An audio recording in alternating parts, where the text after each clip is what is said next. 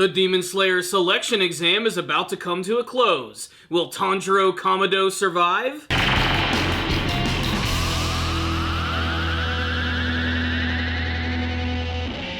Spoiler warning! Of course he's gonna survive! He's the main freaking character! Hello my friends and welcome to another review of Kimetsu no Yaiba. Another exciting episode where it looks like the true journey of Tanjiro Kamado is about to begin. He has made it through the Demon Slayer selection exam and he's going to be joined by a group of young heroes who, of course, all pass because they have distinctive designs. This is something that a lot of other anime series are completely guilty of doing, but still, I have to say I'm excited to see what all of these young characters are going to be all about. They don't really get to display too much of their personalities in this episode outside of some superficial ones. There's a young girl who seems to be oblivious to just about everything and is obsessed with butterflies. There's the kid with yellow hair who seems to be a complete and total coward. Essentially, he's Usopp from One Piece. And then we have the gnarly looking kid with a badass scar across his face who I think has the same voice actor as Katsuki Bakugo from My Hero Academia, which I think is a perfect choice because it suits his personality, which is basically just being super pissed off all the time. In fact, he demands that he gets his sword immediately. It's really the only thing that he cares about. He even tries to attack one of those cute twins, only for Tanjiro to grab his arm, threatening to break it, and he proves how strong he really is. I thought that was a really cool moment for Tanjiro because he seems like he would come across as something of a pushover, but it's pretty clear that all of his training with Sakanji Urokodaki has really transformed him into a very strong and confident young man. Really though, I can't wait to see how all these characters are eventually going to interact with one another, as we get to see a lot of that in the intro, and I have a feeling it's going to be a lot of fun. But most of this episode is sort of setting up all of the things that these characters are going to be doing and all of the brand new materials which are going to belong to them as Demon Slaying Corps members. So first they're going to get some sort of a uniform, which we have not seen yet, and he's also going to get his very own crow. In fact, they all get their very own messenger birds, these Kusagai crows as they refer to them. It kind of reminds me of the owls from Harry Potter, except here they're crows, so they're a lot more metal. The young character with yellow hair, however, gets a sparrow because apparently he's just going to be played up for laughs. And last but certainly not least, they're actually going to choose this special iron ore which is going to be used to create their swords. Now, they don't know exactly what this material is going to be and they have to choose from like over 20 different rocks, but it's all just a mystery and tying into what their personal swords are actually going to be. So, the selection exam is over and Tanjiro decides to return home to Nezuko and Sakanji Urokodaki, and when after a very long journey he finally arrives, Nezuko has suddenly woken up, she kicks the door open, and is embraced by her brother in a very tender scene, especially with Sakanji, who's always sort of come across as a very gruff individual who doesn't really seem to have any emotions, but even he manages to hug both of them and even sheds a few tears behind his Tengu mask. It was a great moment that actually humanized his character just a little bit more. Another thing that's really great about this episode is they introduce another new character, a guy by the name of Haganezuka, who is actually the person who creates the sword for Tanjiro, and he has a wacky design to say the least. He's got one of those like really cool Big Trouble in Little China hats, you know the kind I'm talking about, the kind that the members from Akatsuki and Naruto wear, or even Raiden from Mortal Kombat,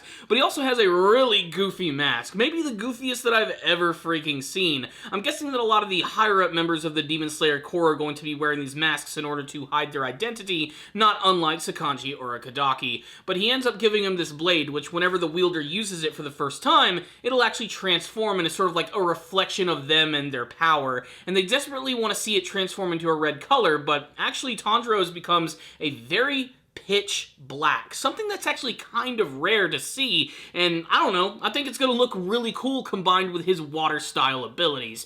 Before he can admire his sword even more though, his crow arrives and gives him his very first mission, where he's going to have to travel to a village and to take out a demon who is kidnapping all of these young girls. What's really cool though is that the crow actually has the ability to talk. Whether it can simply just repeat back messages or it actually has the ability to communicate remains to be seen, but again, it's something that's just kind of funny and quirky in a series which is otherwise incredibly violent and over the top.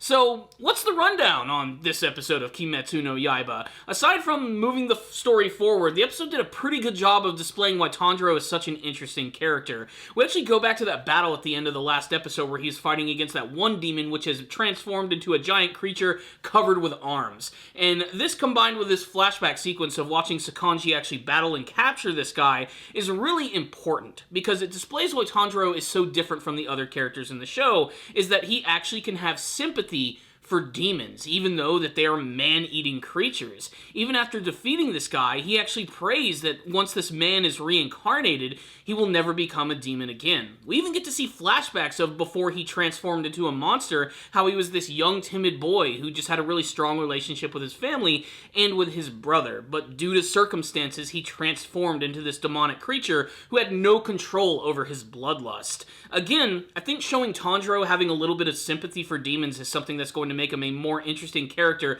and not just your typical I'm gonna kill them all type of character. He's not Eren Yeager. He's a very different type of character, if you know what I mean, and I really like that about that. And it makes sense. He has a horse in this race. His sister has transformed into a demon. He desperately wants to find a way to transform her back into a human, and throughout the beginning of the episode, every single time he runs into a demon, he's desperately trying to ask them how he can transform her back. But of course, they always just go in a big bloody rampage to try and take him out.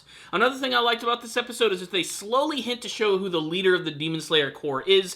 It's just this one mysterious guy who's hanging out in his really gnarly house talking to his crow. He refers to all of these students as his children, so he probably sees them as something of a family, and I can't wait to see when they're ultimately going to be introduced.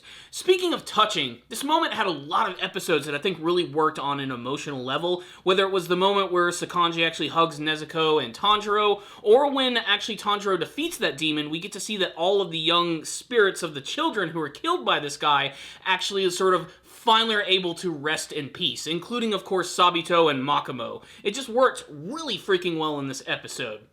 On the production side of things, this is another fantastic looking episode of the series. I think that the animation team that's working on this show is doing a great job. We've already seen the history of how good they've done with shows like Fate Stay Night, Fate Zero, and all that other stuff, and I think they're just adding so much to this show, which is otherwise just kind of a shonen battle manga, but it's all that great production value just seems to just make this series work so well. Atmospherically speaking, action-wise, it just freaking works. So let's wrap this one up, shall we? I'm going to give this episode a 5 out of 5. I thought this was another strong episode for the series, introducing some brand new characters and getting us primed for the first big adventure of Tanjiro as a Demon Slayer. I'm very excited to see where all that's going to be headed. I'd love to get your thoughts on the episode, however. What did you think of the wrap-up of this arc? What do you have a new favorite character who's introduced in this episode? And what do you hope to see from Tanjiro's very first mission as a Demon Slayer? Thank you all for watching this review. I'll see you all next time, and as always, stay down, baby.